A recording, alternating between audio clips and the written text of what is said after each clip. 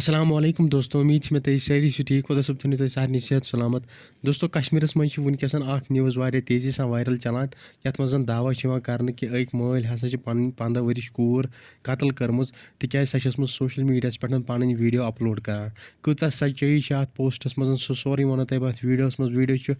ज्यादा अहम तह वो तुम वीडियो एंडस तम बेगन तो वन मेन चैनल कर सब्सक्राइब चैनल कर सब्सक्राइब सीधी कर बेल आइकन प्रेस तो वीडियो कर ज्यादा खुद ज्यादा शेयर। दोस्तों सोशल मीडिया पे पोस्ट वनकस तेजी सा वायरल चलान यथ मज वन कि अक मल हसा 15 वर्ष कूर हिरा जान सिंह मज कत्ल कर अत पोस्टस मज आमुत वन कि हिरा जान